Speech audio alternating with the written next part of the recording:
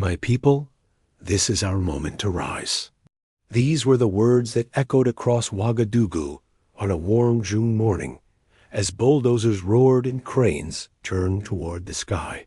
Dust rose from the earth like smoke from a long-awaited fire, and with it, the hopes of a nation. This was not just a construction site. It was the birthplace of a vision. Ibrahim Traoré City, a bold new chapter for Burkina Faso.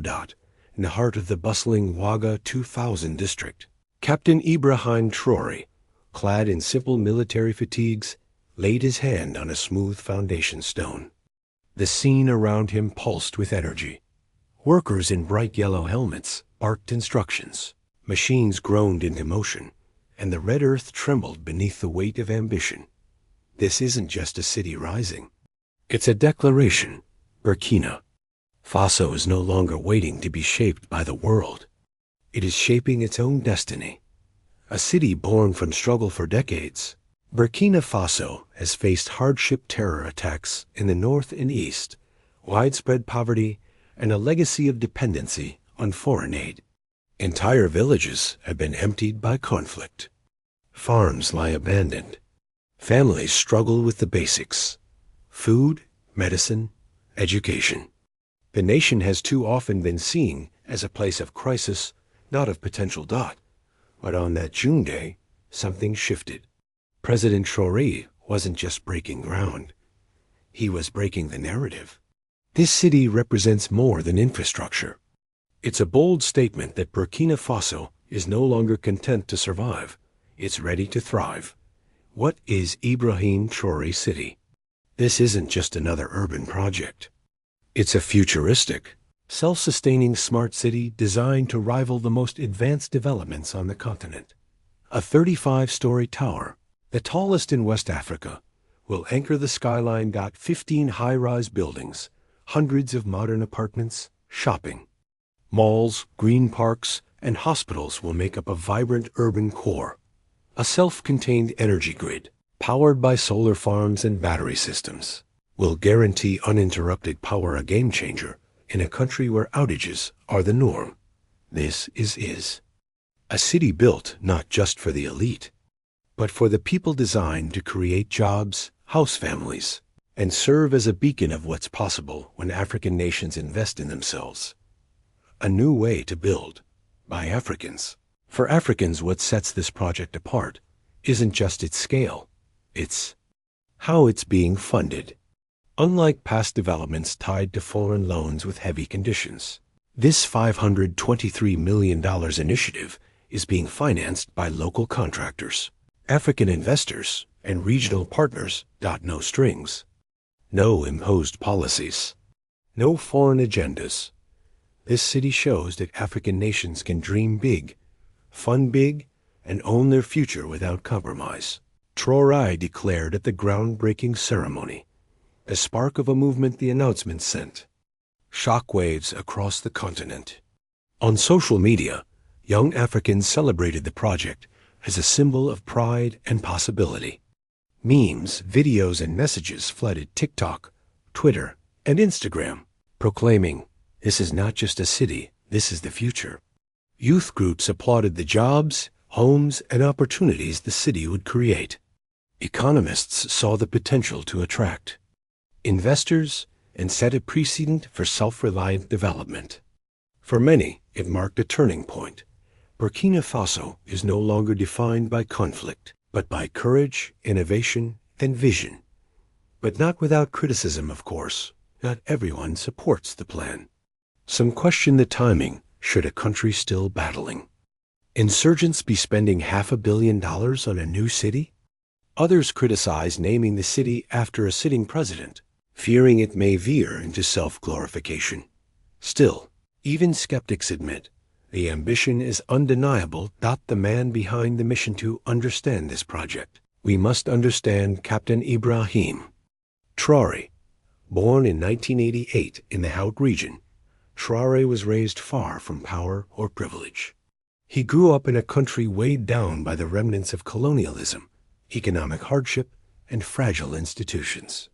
Joining the military, he quickly gained a reputation for discipline, bravery, And results not rhetoric. In October 2022, as Burkina Faso teetered on the edge, Traoré led a coup that ousted President Paul-Henri Sandaogo Damiba. His reason? The government had failed to stop insurgent violence. He promised not just stability, but a new vision for the nation, a vision that is now taking shape in concrete and steel. Why this city matters. Ibrahim Traoré City isn't just a construction project. It's a symbol of sovereignty. It challenges the idea that African nations must choose between fighting conflict and dreaming big. It shows that progress doesn't need to wait until the perfect time. It creates its own time. And maybe that's the biggest lesson, that even in the darkest seasons, a seed can grow. Even in a country at war, a city can rise. As Traoré placed his hand on that foundation stone, he wasn't just launching a city. He was launching a future, one built on courage, on vision, and on the unshakable belief that Burkina Faso deserves more. To the youth of Africa, this is your call to action. To the leaders of tomorrow, this is your blueprint. To the world, Burkina Faso is no longer asking to be seen. It is demanding to be remembered. And it all begins here. Captain Ibrahim Traoré isn't your typical head of state.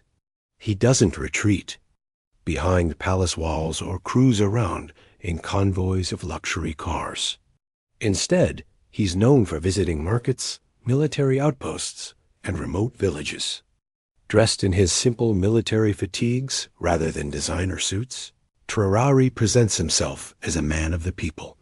His speeches are fiery and unapologetic, often calling out Western nations for exploiting Africa's resources while denying it. True independence. Traoré believes that Africa must control its own destiny, and he's not afraid to say it out loud. Under his leadership, Burkina Faso has significantly reduced its dependence on French military and economic support, turning instead to regional allies in countries like Russia. This bold, anti-imperialist stance has made him a hero, not just in Burkina Faso, but across much of Africa. Young people, in particular, see him as a leader who speaks their language. He understands their frustrations with foreign influence and shares their dreams of a stronger, prouder continent. His influence stretches far beyond Burkina Faso's borders. In Mali, Niger, Senegal, Ghana, and beyond, his name is chanted at rallies and celebrated on social media. On platforms like TikTok, Twitter, and Instagram, he's been dubbed an African lion. His image often placed alongside icons like Thomas Sankara and Kwame Nkrumah. Pan-African youth movements admire his emphasis on sovereignty and self-reliance. To them, Traoré is living proof that Africa's future can be shaped by Africans themselves. But his bold leadership hasn't come without controversy. Some worry that such a strong grip on power could tip into authoritarianism. Others question whether his anti-Western stance could isolate Burkina Faso from vital global markets and international aid. Regardless of where one stands, one thing is clear: Traoré is a force to be reckoned with. He's stirring a continental conversation and energizing a new generation of African dreamers. The decision to name a city after a sitting president has sparked plenty of debate. For his supporters, Ibrahim Traoré City is more than just a name. It's a celebration of national pride and vision. It reflects the belief that Burkina Faso is stepping into a new chapter, one shaped by confidence and self-determination. To them, the name isn't about glorifying a single man. It's about inspiring the entire nation to believe in what's possible. Critics, however, see it differently. They argue that naming such a major project after a current leader risks creating a cult of personality, putting the man above the people. Some worry it could overshadow the broader purpose of the project, turning a national initiative into a personal monument. But Traoré's supporters insist the name is about unity, not ego. Whatever your view, there's no denying that tying the city to his name firmly links it to his legacy and that's both powerful and risky. At its heart, Ibrahim Traoré City is about more than buildings. It's about building a future where Burkinabè people can live, work, and thrive in a city that reflects their identity and ambition. The vision is a full ecosystem for modern life. Picture-wide, tree-lined streets and eco-friendly apartment complexes that recycle water and use natural designs to stay cool under the scorching Sahel sun. Think of a bustling shopping complex where families can eat, shop, and relax. State-of-the-art. Hospitals will mean people no longer have to travel abroad for treatment. Community centers, libraries, and lush parks will provide spaces for people to connect, learn, and unwind. This city isn't just about convenience, it's about dignity, pride, and opportunity. Standing tall in the middle of it all is the Burkindi Tower, a 35-story skyscraper, poised to be the tallest in the region. But this tower is more than a landmark. It's a statement. Its sleek modern architecture incorporates traditional Burkinabè patterns inspired by local textiles and mud brick homes, blending heritage with progress. Inside, the tower will house tech startups, innovation hubs, and local businesses. It will be a launchpad for fintech pioneers, agri-tech entrepreneurs, and bold thinkers with visions for Africa's future. The message is clear. Burkina Faso isn't just participating, it's ready to lead. But perhaps the most revolutionary feature of Ibrahim Traoré City is its commitment to energy independence. In Burkina Faso, power outages are a daily struggle, disrupting businesses, classrooms, and hospitals. This city will change that. Powered by vast solar farms and backed by advanced battery systems, the city will run on its own grid, free from the failures of the national system. It's not just about electricity. It's about sovereignty. It's about proving that a city in the heart of Africa can run on clean energy, stay lit through the night, and power a future driven by innovation. Electric buses, bike lanes, and pedestrian paths are all part of the plan, offering modern, climate-conscious transport for all. This is a vision of a city that's not just built for today, but designed for a sustainable, self-sufficient tomorrow. And that vision, rooted in local pride and global ambition, is setting a bold new standard for what African cities can be. Ibrahim Traoré City isn't just a construction project. It's a declaration, a rallying cry, a promise to Burkina Faso and to all of Africa that the future can be built on African terms, with African hands and for African people. At the economic core of Ibrahim Traoré City lies the Burkindi Business Center, a sprawling complex housing 2,000 office spaces tailored for startups and growing enterprises. The focus is on key sectors like technology, finance, agriculture, and small-scale manufacturing industries capable of transforming Burkina Faso's economy from one that exports raw materials like cotton and gold to one that adds value and competes across Africa and beyond. To support this shift, the government is offering tax incentives aimed at attracting both local and African investors. The goal isn't just foreign capital, it's to empower young Burkinabè entrepreneurs to launch and grow businesses that serve the people of Burkina Faso first. It's about building an economy that works for citizens, not just multinationals or distant markets. But Ibrahim Traoré City is more than an economic project. It's a vision for how people should live, celebrate, and connect. A performing arts complex will highlight Burkina Faso's rich cultural heritage, from traditional Mossi rhythms to contemporary hip-hop. Community libraries, parks, and neighborhood centers will create spaces for learning, leisure, and togetherness. Families will gather for picnics or soccer games. Artists will perform, and students will study in well-equipped, modern environments. The state-of-the-art medical center is designed to deliver world-class healthcare, reducing the need for Burkinabè to travel abroad for serious treatments. By combining cultural roots with modern infrastructure, the city becomes more than just Urban planning, it becomes a symbol of national identity and future potential. What also sets this city apart is who's building it. Unlike many mega-projects in Africa that rely on foreign firms, Ibrahim Traoré City is being constructed by local contractors and workers. The government has launched training programs for young Burkinabè in high-tech construction, energy systems, and engineering. This not only ensures quality infrastructure, but also builds a skilled workforce ready to support Burkina Faso's long-term development. It sends a powerful message. Africa can build itself. This approach is already creating jobs, from laborers to engineers, and is laying the groundwork for future projects led by locals rather than outsiders. It's a bold strategy that keeps economic benefits within the country and fosters national pride. However, this dream is not without its challenges. Burkina Faso remains locked in a battle against insurgent groups, especially in the northern and eastern regions. Thousands have been displaced, and insecurity strains national resources. Critics ask, can a nation build a futuristic city while still fighting a war? It's a fair question. The government is responding by restructuring the military, training new forces, and promoting community-based security initiatives, but these take time. The long-term success of the city depends on national stability. Then there's the financial cost.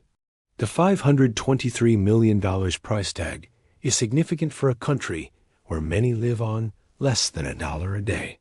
Economists worry about over-concentration of resources in one urban hub, while rural areas still lack basic infrastructure, schools, or electricity.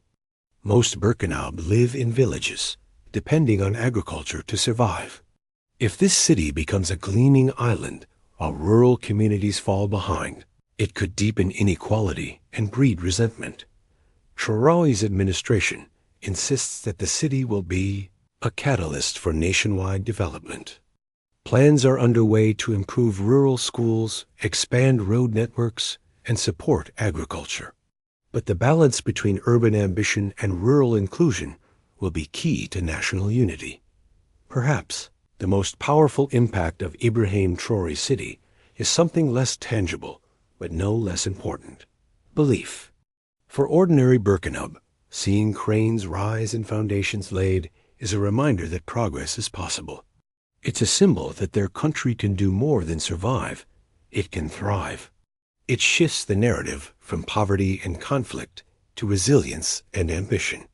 The city is already changing the way people think, not just about Burkina Faso, but about Africa's future. It's also a test of Pan-Africanist leadership. Can bold visions be realized through action, not just rhetoric? Whether the project ultimately succeeds or struggles, it has already sparked a movement, encouraging others to dream beyond the limitations they've inherited. Yet, many hurdles remain. Security must improve. Expectations must be managed. Affordable housing, reliable health care, and real jobs will be necessary to keep public support strong. Internationally, Burkina Faso must now navigate its path with new partners while proving it can thrive without depending on former colonial powers. But for now, Ibrahim Traoré City is more than a construction site. It is a bold declaration that Burkina Faso is ready to shape its own destiny and perhaps inspire a continent to do the same. As cranes rise over Ouagadougou and the first towers take shape, one truth is undeniable: this isn't just about steel and concrete. It's about proving that a country, once written off, can rise with pride, innovation, and independence. For President Ibrahim Traoré, this is more than infrastructure. It's legacy in the making, a chance to be remembered not only as a soldier who seized power, but as a visionary who built something lasting. Whether Ibrahim Traoré City becomes a beacon of success or a burden of ambition, it has already started a conversation that Africa and the world can't ignore. This is only the beginning. The story of Ibrahim Traoré City is still being written.